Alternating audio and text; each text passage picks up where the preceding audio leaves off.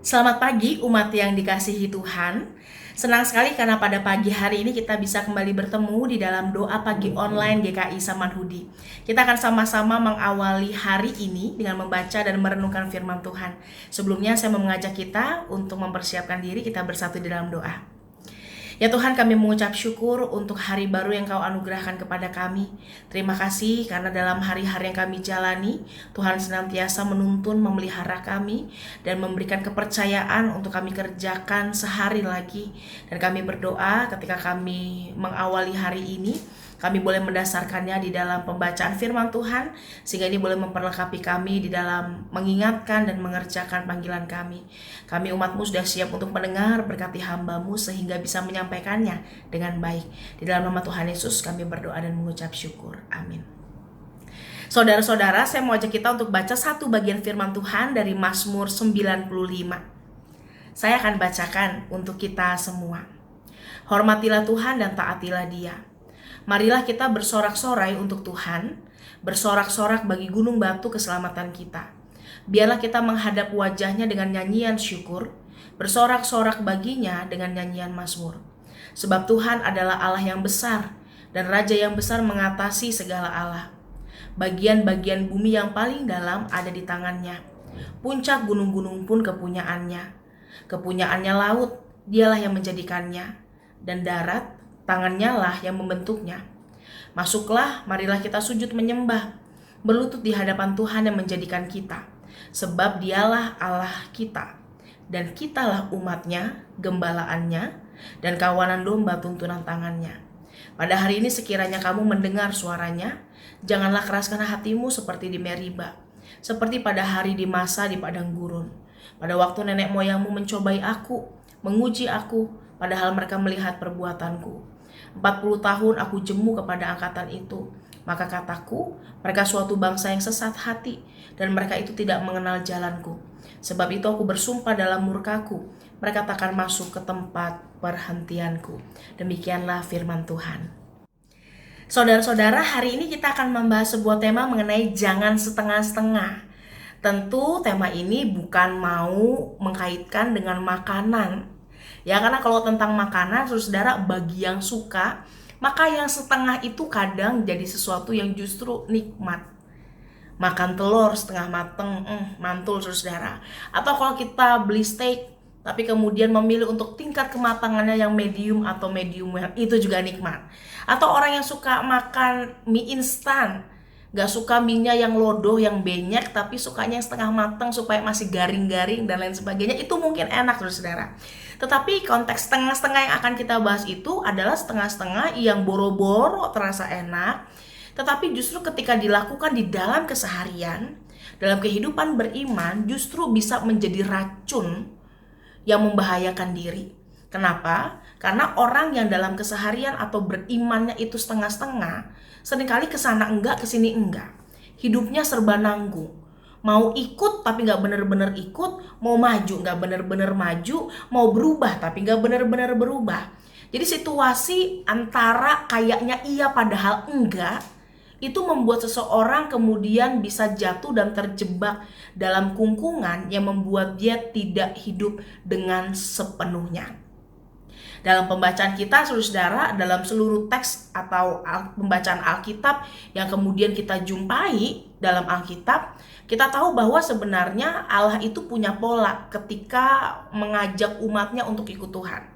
Polanya sederhana, saudara. Allah itu biasanya menarik garis batas yang jelas antara mereka yang ikut Tuhan dan mereka yang dikatakan tidak ikut Tuhan. Tolok ukurnya jelas, saudara.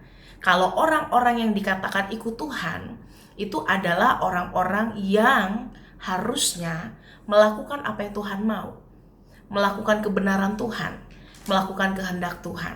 Maka biasanya perbedaan tajam itu ditunjukkan, saudara, dengan istilah anak Allah dan anak iblis, anak terang dan anak gelap. Ya, jadi untuk membedakan keduanya gimana? Ya lihat perbuatannya benar-benar ikut Tuhan enggak? Benar-benar mempertanggungjawabkan enggak kehidupannya dengan baik dan benar di hadapan Tuhan? Itu jadi kunci yang penting, saudara. Karena apa? Karena pada nyatanya orang bisa memilih untuk hidup dengan setengah-setengah dan melakukan itu secara sadar. Misalnya, bilangnya sih anak Tuhan, tapi kelakuannya kayak anak setan. Bilangnya sih dia anak terang, tetapi hidupnya nggak lebih seperti orang yang menikmati kegelapan dosa. Lama-lama dosa jadi kebutuhan. Bilangnya sih orang Kristen, tapi perilakunya tidak mencerminkan Kristus yang diteladani. Ada orang-orang yang memilih untuk hidup seperti ini, menampilkan kayaknya yang baik, padahal nyatanya tidak. Dan ini sangat berbahaya, saudara, ketika kita menjadikan ini habit di dalam kehidupan kita. Karena ketika kita menabur keyakinan atau pemikiran, maka itu membuahkan pilihan. Ketika kita menabur pilihan, maka itu akan membuahkan habit. Ketika kita menabur habit dalam kehidupan kita, itu akan membuahkan karakter. Dan karakter yang pada akhirnya, yang kita kerjakan setiap hari, kita biasakan itu, akan menentukan kita jadi orang seperti apa. Pembacaan kita mengingatkan saudara dalam Mazmur 95 ayat yang ke-6, pemazmur mengajak kita untuk jadi orang-orang yuk yang sujud menyembah Tuhan, yang berlutut di hadapan Tuhan yang menjadikan kita. Kita diajak untuk menjadi orang-orang yang ketika hidup sebagai orang beriman, yuk benar-benar sembah Tuhan dan sujud di hadapannya, karena Allah kita tuh Allah yang besar. Allah yang dalam segala sesuatu gitu ya, Ia hadir dan menciptakan. Allah yang mengerjakan segala sesuatu, Allah yang menyatakan diri dalam segala sesuatu, Allah yang mengatur segala sesuatu.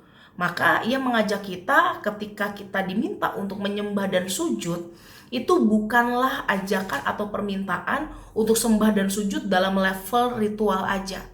Dalam arti, ibadahnya aja kelihatan sujud dan menyembah, enggak.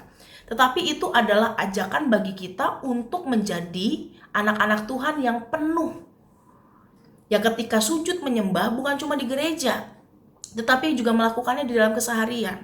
Yang bukan hanya ketika dilihat orang, tetapi juga saat tidak dilihat orang. Yang bukan ketika melakukan sesuatu hanya karena dituntut, tetapi karena memang memiliki kesadaran.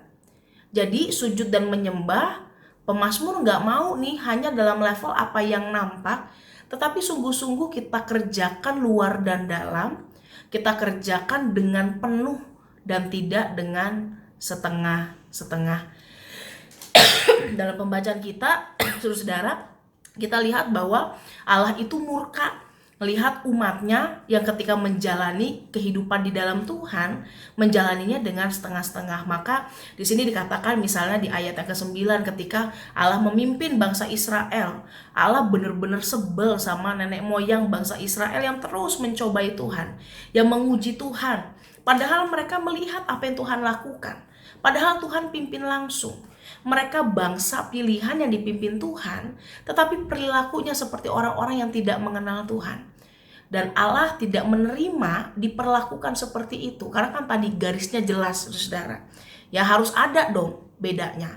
Maka di sini dikatakan bahwa 40 tahun Allah merasa jemu terhadap angkatan itu, karena Allah rindu supaya kalau orang ikut Tuhan itu ya benar-benar melakukan segala sesuatunya dengan kecintaan yang utuh dan penuh kepada Tuhan.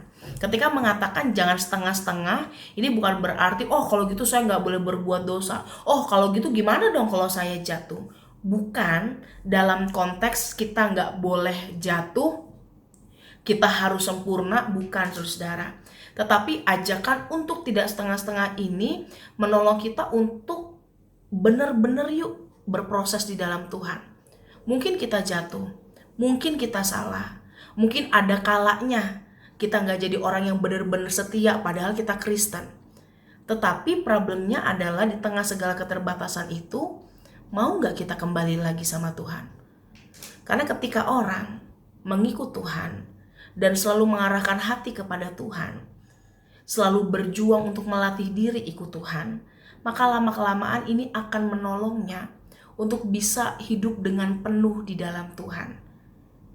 Sehingga kalau mau melakukan sesuatu, saudara, maka dia akan berpikir bukan lagi tentang apa yang aku mau, tapi apakah ini berkenan gak sih di hadapan Tuhan? Bukan lagi ngelakuin sesuatu tanpa dipikir, without reason, tetapi lebih jauh bisa menimbang segala sesuatu dengan lebih matang, dengan lebih baik. Apakah ini adalah hal yang sesuai nggak dengan keyakinanku, dengan panggilanku, dengan apa yang Tuhan mau. Saat orang memilih untuk tidak setengah-setengah dalam mengikut Tuhan, maka ia akan memiliki kesadaran yang menuntunnya untuk selalu memilih dan berbalik kepada Tuhan. Mungkin jatuh, mungkin salah, tetapi kita akan selalu kembali kepada Tuhan yang menolong kita berproses dengan baik. Pemazmur mengajak kita, saudara, untuk menghormati Tuhan dan taat kepada Tuhan, karena ialah batu keselamatan kita, karena ia adalah Raja yang besar. Kalau di sini, saudara, bahkan di ayat yang keempat, bahkan bagian-bagian bumi yang paling dalam, yang kita nggak bisa lihat, kita nggak tahu, itu ada di dalam tangannya. Puncak gunung itu kepunyaannya. Jadi saudara, ini mengingatkan kita bahwa kita ketika kita menjadi orang Kristen dan menjalani keseharian kita, yuk belajar untuk serius dalam ikut Tuhan. Caranya adalah dengan melatih diri kita, dengan sungguh-sungguh menguji apa yang kita kerjakan, dengan merefleksikan saat kita menyelesaikan hari, saudara, atau memulai hari, atau setelah menghadapi apapun, refleksikan mengapa saya begitu, apa yang sebenarnya sedang terjadi dengan dia, kok saya bisa mengalami ini, sebenarnya Tuhan mau bicara apa sih dengan saya, sehingga itu akan menolong kita, saudara, untuk semakin dibentuk dan dipertajam saat ikut Tuhan. Jadi selamat berproses, saudara. Kiranya Tuhan terus memampukan kita. Ingat, setengah-setengah tuh yang enak cuma makanan. Tetapi kalau setengah-setengah ikut Tuhan, itu bikin Tuhan marah. Tuhan gak suka, dan bukan untuk itu Tuhan mati buat kita. Tuhan mati dan hidup untuk kita, supaya kita bisa belajar hidup dengan penuh juga di dalam Tuhan. Tuhan menolong kita, saudara. Mari kita bersatu dalam doa. Tuhan, mampukan kami untuk berproses dalam segala keterbatasan kami. Kiranya Tuhan yang senantiasa mempercayakan panggilan ini menjadi Tuhan yang sama yang juga akan memperlengkapi kami. Kami berdoa Tuhan karuniakan kami kesehatan dan kekuatan, menolong kami juga untuk bisa menikmati tanggung jawab yang Tuhan percayakan, dan biarlah segala hal yang baik dalam seluruh pergumulan kami, Tuhan juga boleh karuniakan dan bukakan jalan-jalan yang perlu bagi kami. Kami berdoa ketika kami ada dalam kelemahan tubuh, dalam keadaan yang sakit, dalam pergumulan yang mungkin saat ini melemahkan kami.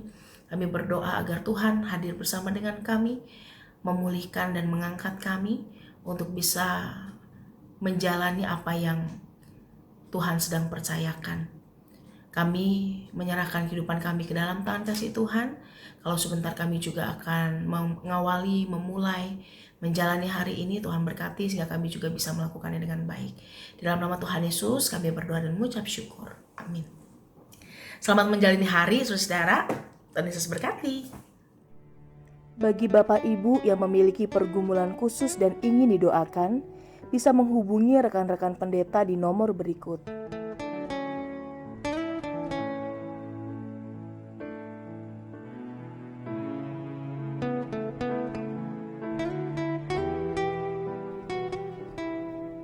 Tuhan Yesus memberkati.